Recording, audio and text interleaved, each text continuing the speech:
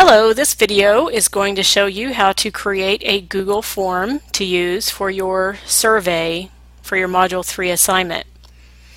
In order to create a Google form, you'll need to log in to a Google Docs account, whether that is your Irving ISD account or it might possibly be a personal Google account. I will show you how to do it in each of them because they're just a little bit different. First, if you are logging into your Irving ISD account, you will click on Create,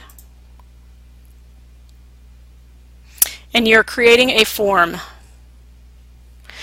The form is going to start up with these presets up here at the top if you are in your Irving ISD account. If you are in your personal account, you will not see these, and so you won't need to worry about them.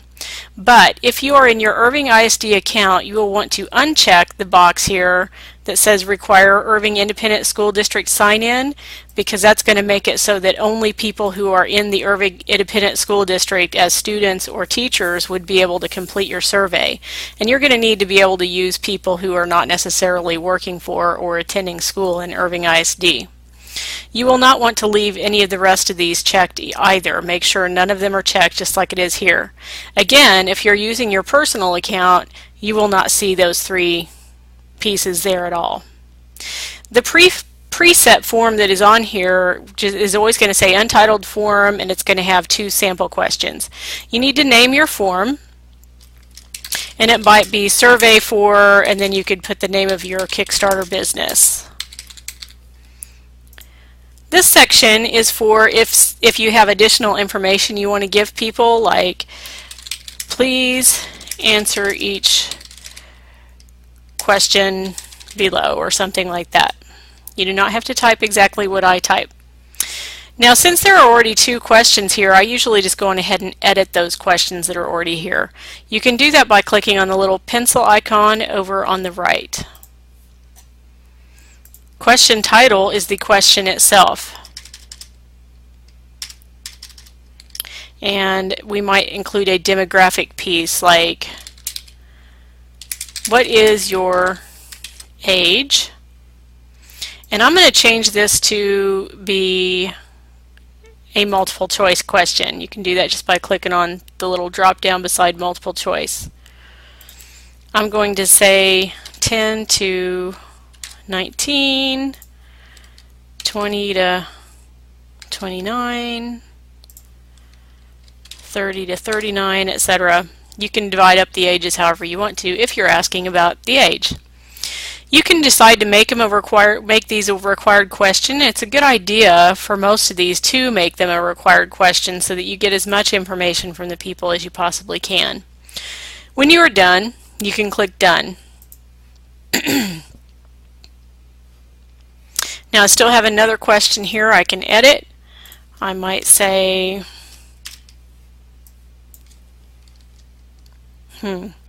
are you,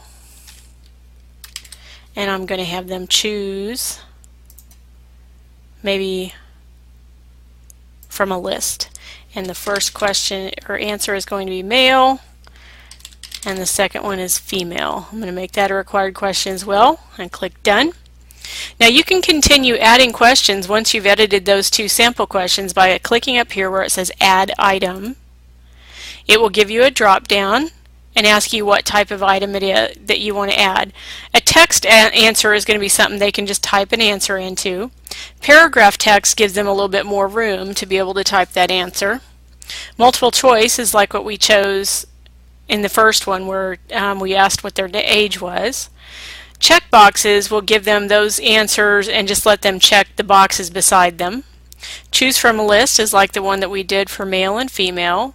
And I really doubt that you're going to use scale or grid, but scale or grid is similar to if you've ever done a survey for a like Target or some kind of a grocery store where it asks you to rate things from 1 to 5, with 1 being the worst and 5 being the best experience that you had.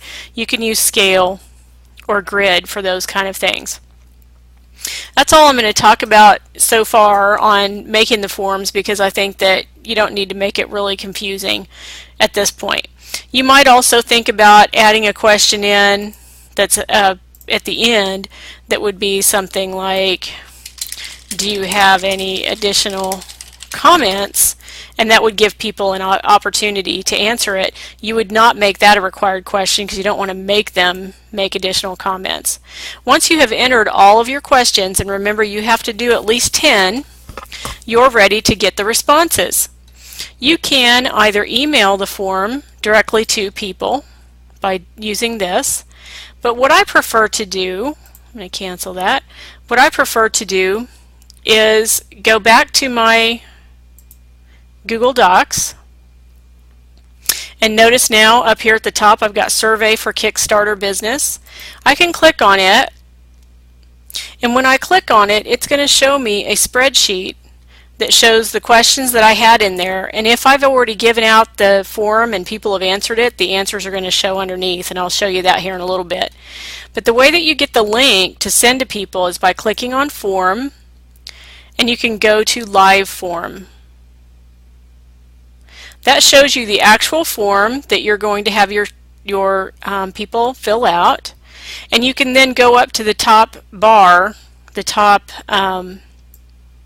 address bar up here, and you can just click in there somewhere and copy that, and that's the link that you're going to send to people for them to complete the form. Now once you have had people actually complete the form, you will have information within that form, such as this one. This is just an example quiz that I did once for a professional development, and you can see I had 14 people who answered the questions, and it's showing as a spreadsheet. Now one of the things that you might want to do in this particular assignment, you are asked to give me a summary of the responses, not necessarily the list of responses, but the summary of responses. One of the cool things that using Google Forms can do for you is make it easy for you to go on ahead and give me that summary in kind of a visual way. Notice that in the assignment it tells you you have to give at least 4 people the survey through your form. But what I would suggest that you do is go on ahead and go to the live form after you are done with those 4 and fill out the information that you received from the people in your face-to-face interview and your telephone interview, and just complete this form for those additional at least 6 people. That way when you come back to your document, your spreadsheet, you'll have all the responses, not just the ones that came in via the survey itself, and then you'll be able to do this next cool thing I'm going to show you. You click on Form and click on Show Summary of Responses. A new window is going to open up, and it gives us nice visual representations of the responses. Like here, the question about when my birthday is. Here it shows me the actual number of people who responded each particular item and a percentage, but it also gives me this nice little pie chart. You would be able to do a screenshot of that and paste that into a document. That would be a really impressive summary of responses for me. But you didn't have to do anything difficult to get that summary of responses. When you actually turn in the assignment, you're going to turn in a document that has all the components that were listed in the assignment. I'm not going to go over those again. You'll want to be sure to read the assignment so you know what needs to go in that document. You're going to turn in that document in the Dropbox, but you're also going to need to turn in your raw data. This is another reason why it would be a good idea for you to enter everything in the Google survey, is because now I've got all my raw data in one spreadsheet. And in order to send me that spreadsheet, you would just go into File, Download As, and you can download it as an Excel or OpenOffice or PDF version, and then turn that particular thing in to me in the Dropbox. If you choose to, you can do 2 submissions in the Dropbox, one for the raw data and one for the document. That's fine with me. I hope that helps you understand how to create a form, and if you have any questions or problems while you're trying to make your form, just let me know.